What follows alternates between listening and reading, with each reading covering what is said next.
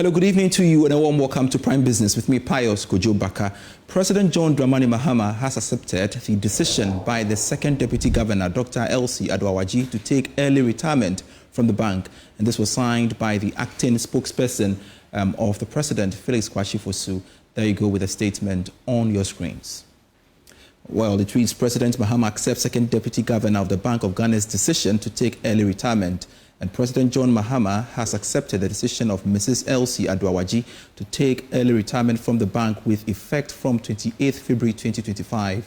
The President thanks Mrs. Elsie Adoawaji for her distinguished service to the bank and the Republic and wishes her well in her future endeavors. And this is signed by Felix Kwasi-Fosu, MP, spokesperson to the President, and also the Minister for Government Communications. All right, so we want to stay a while longer on appointment, and this time around, the President, John Dramani Mahama, has appointed Brigadier General Paul Seydou Tenye Kulono as the Acting Director General of the Ghana Ports and Harbours Authority. And this was signed by the acting spokesperson to the President, Felix Kwasi-Fosu. And I'd like to share with you this statement as you have it on your screens now. It reads, President John Dramani Mahama has appointed Brigadier General Paul Seydou Tenye Kulono as the Acting Director General of the Ghana Ports and Harbours Authority. Brigadier General Paul Seydou Tenye Kulono Esquire is a distinguished military officer and a legal professional currently serving as the Deputy Commandant of the National College of Defense, that is NCDS, at Bema Camp here in Accra.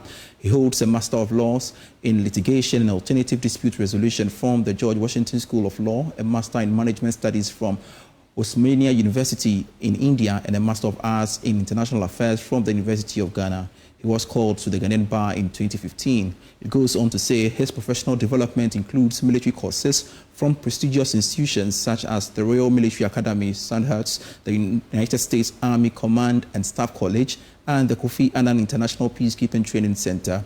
Brigadier General Tenye Kulono has held key leadership roles throughout his career, including Chief Coordinator at NCDS, Assistant Commandant at the Training and Doctrine Command, and Deputy Director General of Training at the General Headquarters of the Ghana Armed Forces. He concludes by saying his expertise extends to peacekeeping operations, having served as Deputy Force Provost, Marshal, and also former in charge of special investigations at Unifield Headquarters. Drawing from his experience in counterterrorism, strategic defense management, and operational training, he has contributed significantly to military leadership and security strategy in Ghana and internationally. His vast experience in military operations, training, and legal affairs makes him a highly respected figure in both defense and legal circles. Of course, signed by acting spokesperson to the President, Felix Kwasi-Fosu there.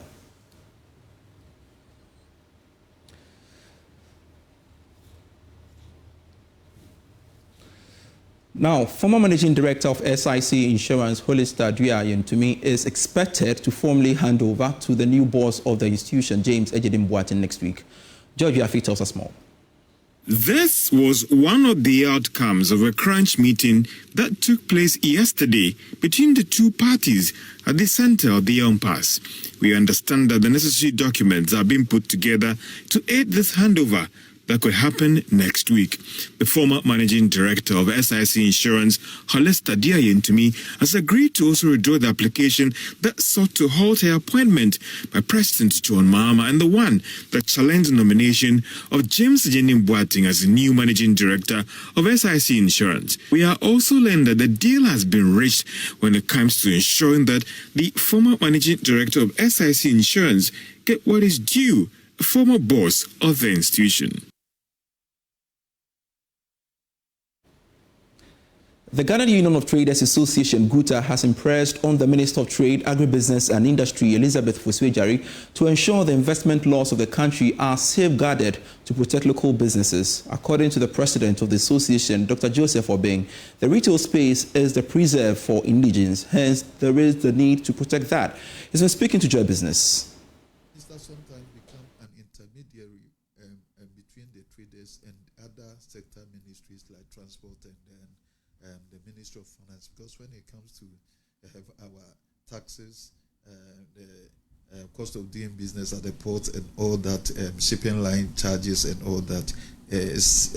Sometimes it's not under purview, but then what we do is that we send our grievances to and then they lay it to cabinet for rest. So we know that she is going to be able to do exactly that for us.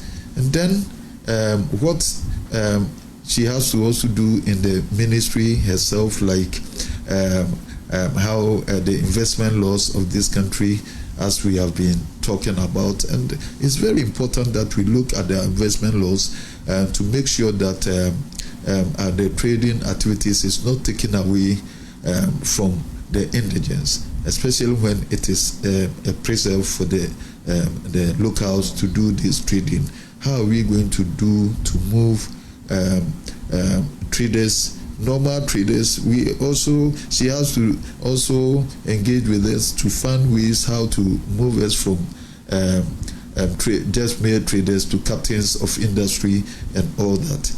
How are we going to get the resources, the capacity building of these traders to move away from the normal trading to manufacturing? Don't forget that she's a trade and industry minister. So it means that how is we going to migrate us from trading to industries and all that? It's very important that we do all this. And then the recognition that trading or the distributive arm of the economy is very important as the manufacturing, because manufacturing is not complete unless it reaches the final consumer, and we serve as the vehicle to do just that. Manufacturing or local industries thrives on vibrant distributive sector, without which manufacturing cannot thrive and all that. And so we believe that they know the significant role that we play as distributors or traders. And then, whilst we are also being encouraged to move away from trading to captains of industry and all that, it should not be seen that we are moving away for foreigners to come and take our place as traders. That we move away, but our other locals who do not have the space to come in and to fill and do that purpose, where everybody's economy will be enhanced. You're still watching Prime Business. Former Minister of Finance, Dr.Amin Adam, has advised that the time is not right to privatize the operations of ECG. It follows plans by government to kickstart processes to privatize some operations of ECG by the end of this year. Now, speaking on PM Express Business Edition, Dr. Adam noted that more work needs to be done before the decision is taken. But if you don't really appreciate the quantum of challenge the company is facing, how do you just go ahead and do privatization? So those things must be done first before the talk about... Yes, privatization. You must understand what is in the bucket and whether it is valuable going forward to be managed by the state or be privatized. But if you don't have that, I mean, what to be the basis for saying, I want to privatize? And so I had discussions with the IMF, and I said that we are not opposed to ensuring private sector participation. In actual fact, there is already some form of private sector participation in ECG. We wanted ECG to be better managed. We wanted ECG to become efficient. But you just cannot go and say, I'm privatizing, where you do not understand the real issues involved in managing that company. So it's a good thing that the timing and preparing ECG itself for this major policy change or major policy implementation should make sure that all these things are done before we look at that option of privatizing. Yeah, because even before you look at the option of privatizing, you must take a decision. Is it worth privatizing? What are the numbers looking at in terms of their financial numbers? What about the technical, aspects of operating the company? Before you can even decide whether to look at options or not. And this is why I thought that we should do a comprehensive audit of the company, financial and technical audit. It would tell us the extent of the problem. If it is something we can manage, as a state, Why not? Maybe it's something we need private sector to participate. And this is why I'm telling you that there is already private sector participation in ECG as we see today. But private sector participation in terms of giving assets to a private person, or in terms of giving shares to a private person, before you get there, you must have a proper analysis of the company and its operation before you even get to that point of making that decision. But with all the...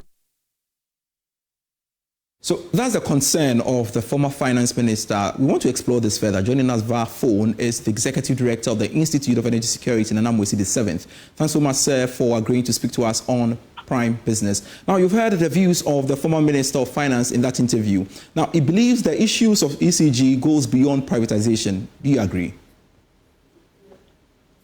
Thanks for having me, Pius, and good evening to your viewers. Well, probably the former finance minister, a person that had played a role of energy minister, could help us with the additional things that we don't know in the sector that does not really warrant private sector participation in the ECG. Maybe those information he could share with us. It could help us understand some of the issues.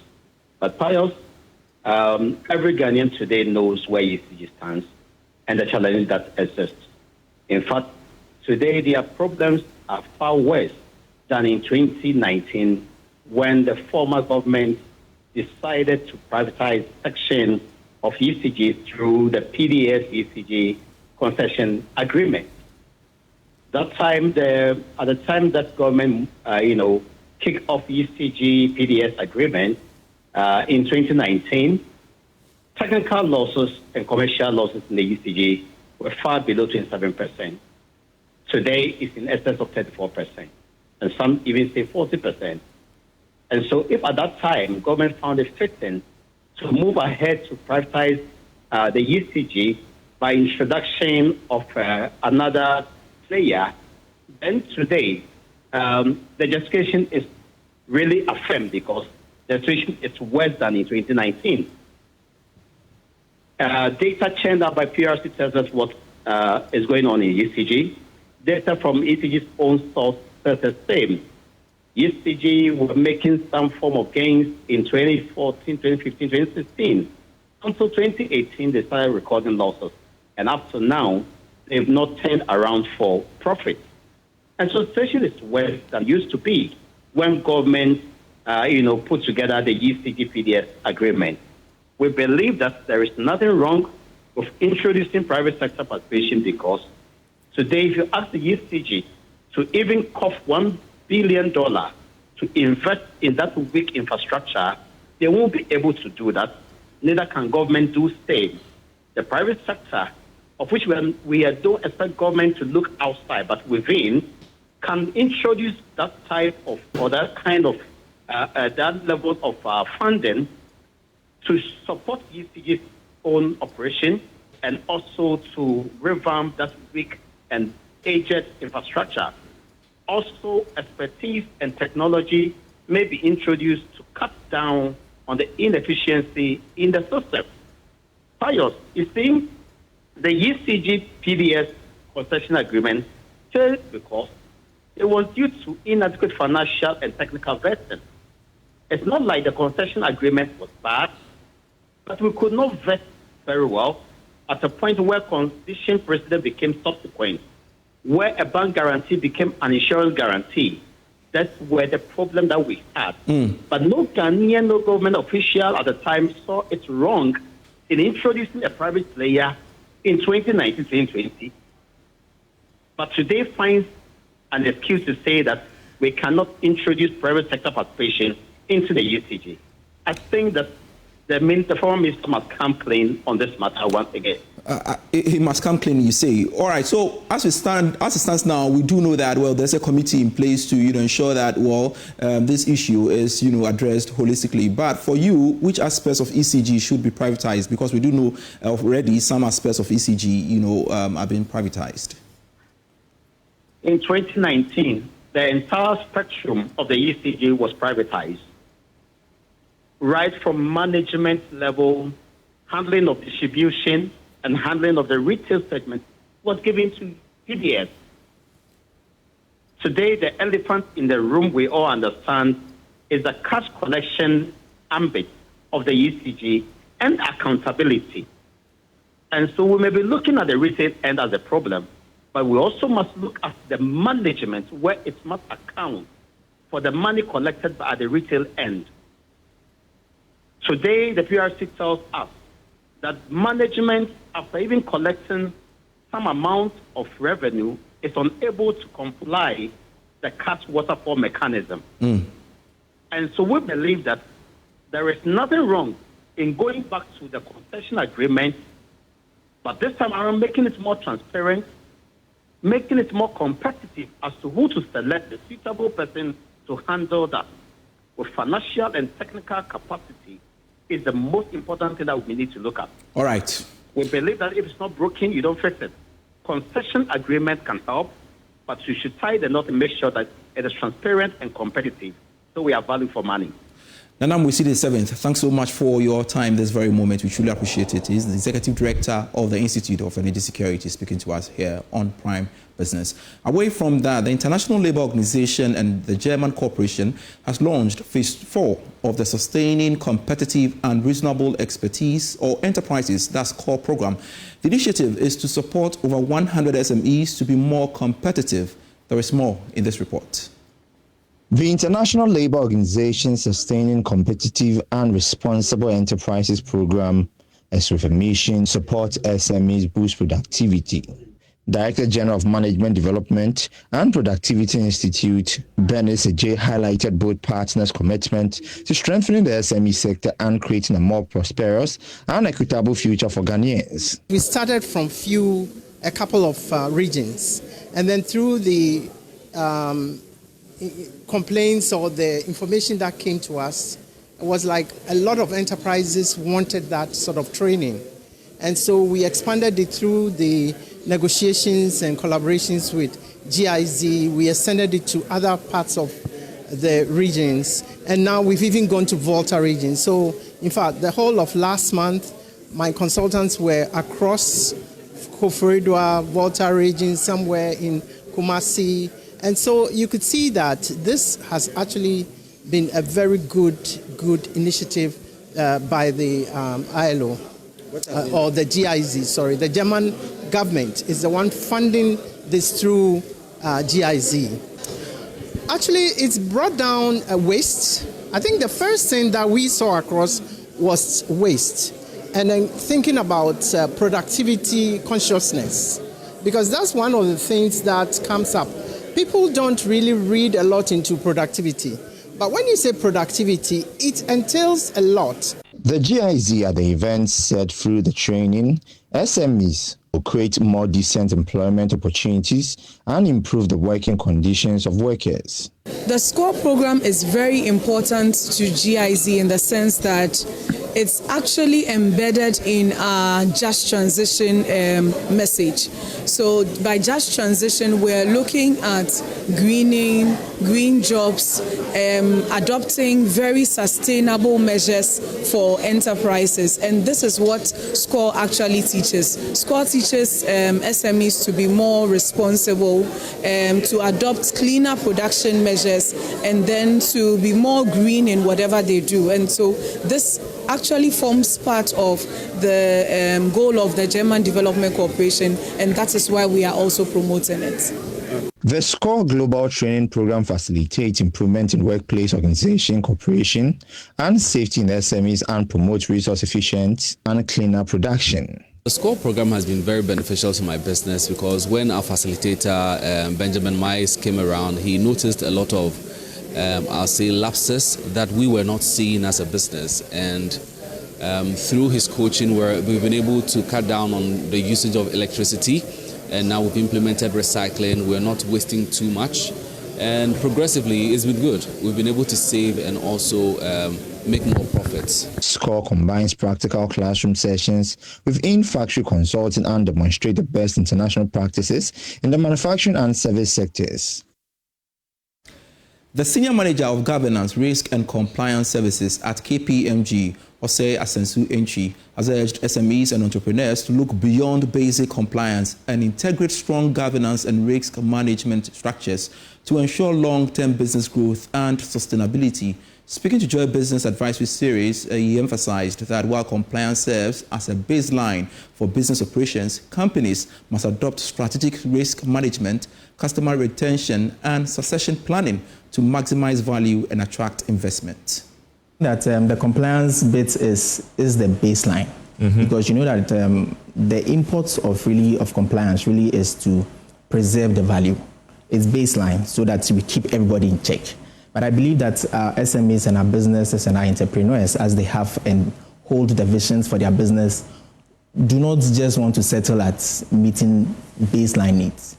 Businesses want to go beyond survival. I mean, if you look at our business life cycle, that is it. You need to go beyond survival to growth and now to sustain the growth. Okay, so once you are complying, you are just meeting the baseline, and therefore it's important for them to look beyond that so that they can tap into the value proposition that is beyond the compliance. So we speak about your risk management, because if you're able to embed and integrate ESG into your business, it helps you in a way to manage some of the risks that.